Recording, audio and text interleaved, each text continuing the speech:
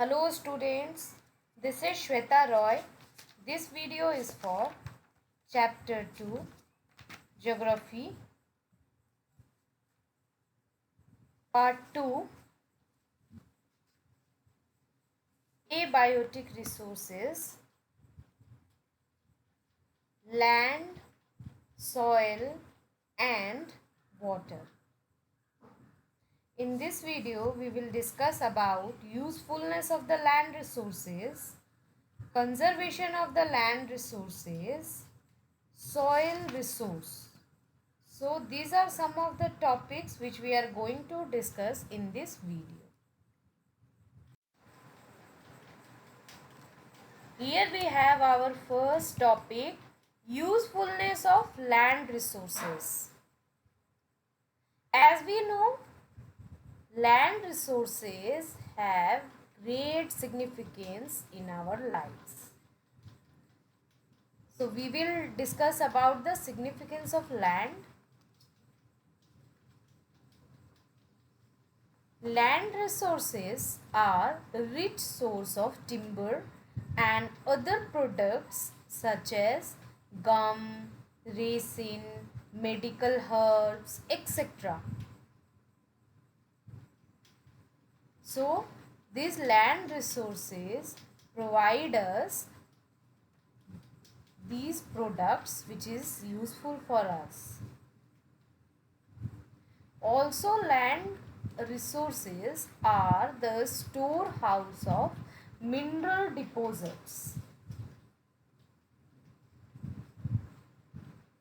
They provide rich farming grounds. They are also used as the places of tourist destinations. Now, these land resources provide us lofty mountains, high hills, plateaus, plains, rivers, ponds, oceans, etc. But what is the scenario today? The people are blindly exploiting land resources. They are building up houses, commercial areas, and complexes in the cities. Whereas in the rural areas, agricultural land is growing day by day. And these activities are resulting into the degradation of land, landslides, soil erosion, and desertification.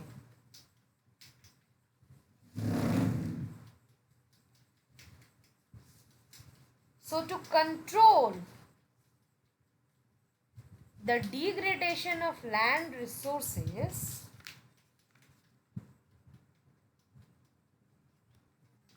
their conservation is essential. We have to conserve the land resources.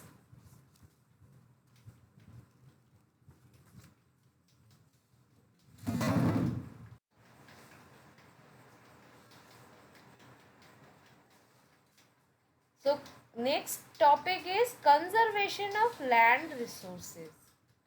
The conservation of land resources refer to the careful use or the proper management of these resources so that they may continue to be used.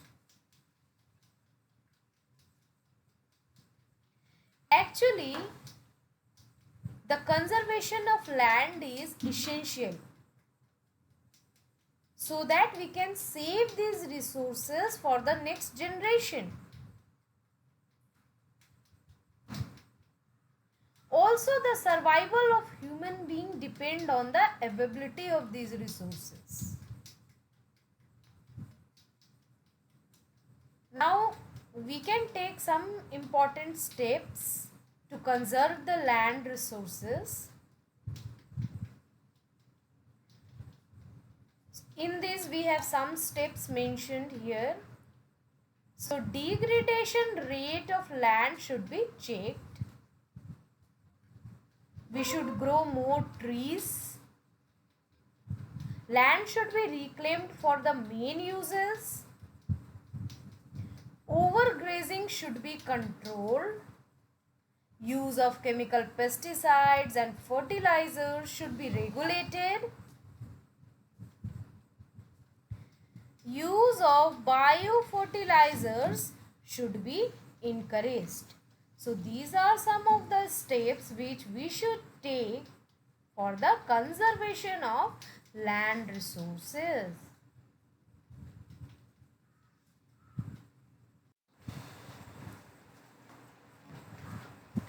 So here we will discuss about the landslides. Actually, these landslides are the slippery masses of rock, earth or debris which move by force of their own weight down mountain slopes or river banks. Now, it is actually a kind of sudden onset hazard. It brings physical damage and casualties. Also, it causes huge loss of life and property. Now, what are the steps we should take to minimize the adverse impacts of landslides? So, we should use hazard mapping to locate areas prone to landslides. Retaining walls can be built to stop land from slipping. We should increase vegetation cover to control landslides. Engineered structures with strong foundation should be used in the areas prone to landslides. So these are the steps which we should take for the landslides.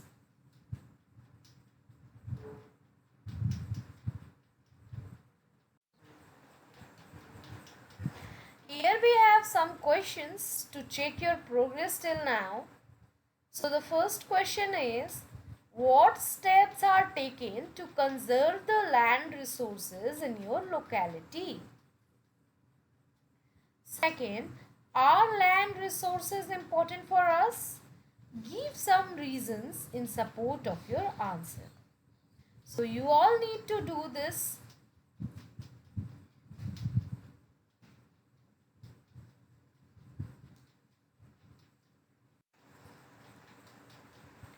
Next topic we have is soil resource.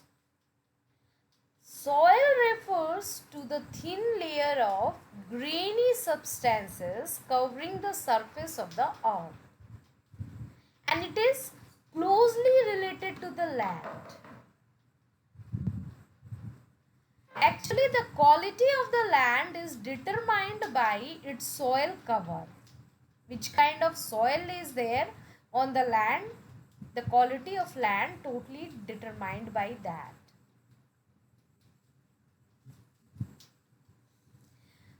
Soil is formed by the disintegration of the rocks and decayed organic matters by living organisms, water and air. It is vital for an area as it governs the agricultural pattern of the area. The topmost layer of the crust, it is made of decayed plants and dead organisms, is called humus. Now, humus mixes with disintegrated rock materials to form the layered structure of soil. And this layered structure, which spreads from the bedrock to top surface layer, is known as the soil profile. Here we have the main layers of the soil. So we have plant litter, then topsoil, then subsoil, then bedrock. So till bedrock to the top surface, all the layers are known as soil profile.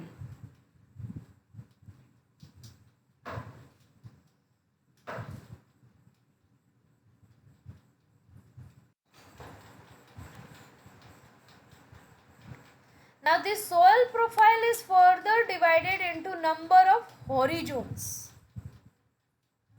So you can see the topsoil is A horizon, then you have subsoil B horizon, then you have fragmented rock material which is C zone, then bedrock or parent rock. So these are divided into different horizons. So the topsoil, that means A horizon, contains humus and thinner particle of rocks, and it is the uppermost horizon of the soil profile. Second is subsoil, B horizon, and it lies below the topsoil and contains small rock particles, soluble minerals and iron oxides. Then you have fragmented rock materials, that means C horizon, and this lies below the subsoil and above the parent rock, and it is made up of small pieces of rocks that come from the parent rock. Last you have parent rock or bedrock, and this horizon consists of the parent rock. It is the solid underweathered rock. So you can see the structure properly in the picture and you can understand all the horizons.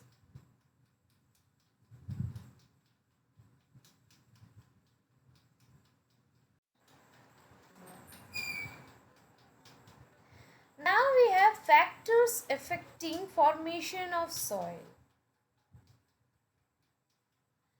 So actually the type of soil depends on a variety of factors. So what are those factors?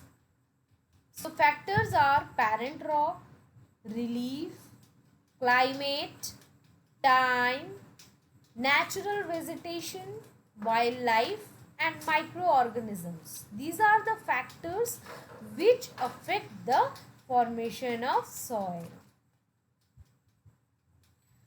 So we will first discuss about parent rock, and this determines the color, texture, chemical properties, mineral content and permeability of the soil.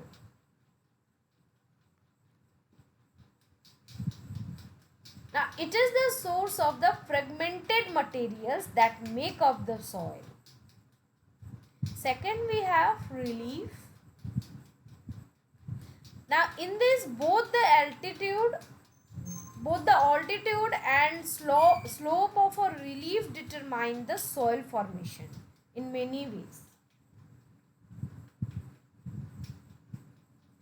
Like steep slopes have thin soil layer and gentle slopes have thick and deep layers of soil. So you can see the altitude and slope of the relief determines the soil formation. Next we have climate. So in this, temperature and rainfall are the most significant climatic variable which affects the process of the soil formation. Now this both temperature and rainfall help in the decay and decomposition of the parental rock. Next we have time, and it determines the thickness of the soil profile. Now the soil formation is not an immediate process. It takes actually hundreds of years. So the time also determines the thickness of the soil profile. Next we have natural vegetation, wildlife and microorganism. So in this section, plants and animals play an important role in the soil formation, as the decayed plant material adds humus to the soil. and the roots of the plants hold the soil and prevent soil erosion. Now bacteria, fungi, protozoa, they cause decay of plants and animals. So you can see this, they are also the factors which affect the formation of the soil. Next we have degradation of soil. Actually, the proper use of soil has become essential because it directly affects our food related demands as we get our food from the soil. Now, as you know that soil has certain properties like fertility, ability to retain air and moisture, and these abilities enhances the agricultural production.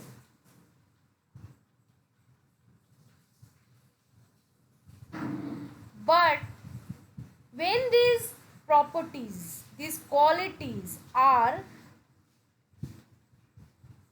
diminished or increased, the soil erosion takes place. Now in this condition, soil is robbed of the fertility and plants fail to grow. They lose their proper fertility and the plants are not able to grow.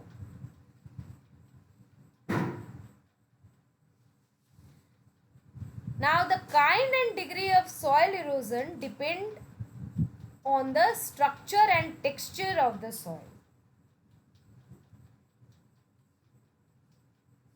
Now what are the factors responsible for causing the soil erosion?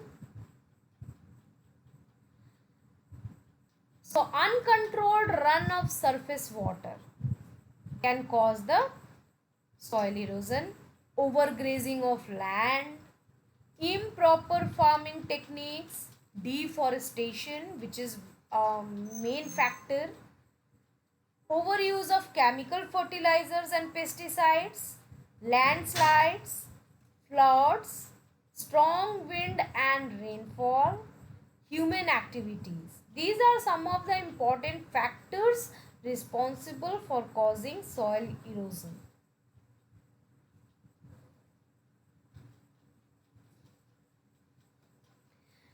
Now, how human activities are responsible for soil erosion? So, the activities of human beings like ploughing and removal of natural vegetation help the wind, running water and other agents in the soil erosion. So like this, human activities are also responsible for the soil. Next we have conservation of soil.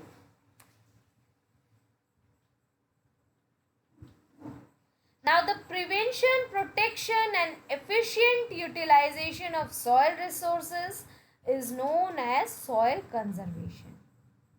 And it is very useful for efficient management of land, particularly for the development of rural areas in India.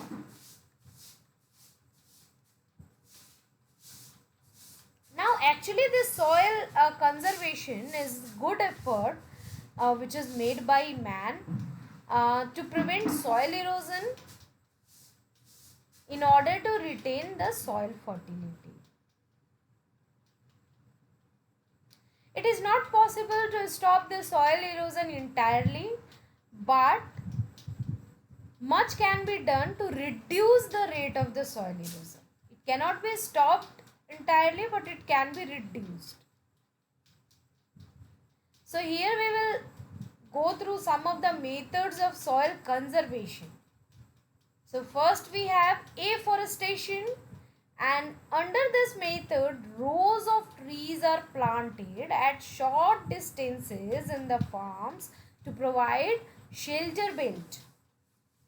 And this is mainly used in coastal and dry regions. You can see the shelter bed in the picture. Next we have mulching. And in this method, organic matter such as straw, grass, etc. are used to cover the bare ground between rows of plants. And it helps soil to retain moisture. You can see how the straws are kept in between the crops in the bare ground.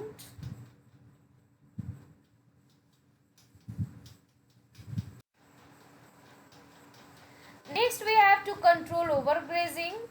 So for this, overgrazing must be checked properly, and fodder should be raised as a crop because the free movement of animals loosens soil particles. So fodder can be raised as the crop for the animals. Contour barriers, and in this method is mainly used in the hilly areas. Now grass, stones, soil bags, etc. are used to build contour barriers. Rotation of crops. In this method, different crops are grown in alternate way, and these different crops need different elements from the soil, so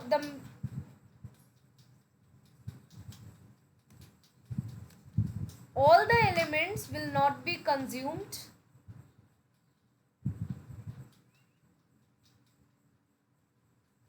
Contour ploughing, and it refers to the ploughing parallel to the contours of a hill slopes. And by this method, a natural barrier for water to flow down the slopes are made, and it controls the soil erosion. Next you have terrace farming, and this method of soil conservation is mainly used on the steep slopes. Broad flat terraces are made on the steep slopes for the cultivation of different crops. Now these terraces control surface runoff and soil erosion.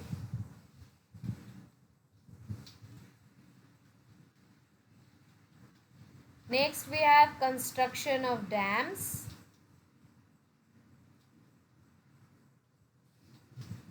Dams are constructed to slow down the flow of running water. And next we have intercropping. Now different crops are grown in alternate rows and are sown at different times so that the soil can be protected from rain wash.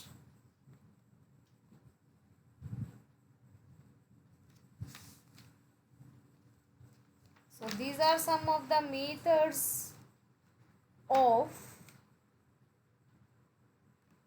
conservation of soil, as it is very important for the survival of human being too.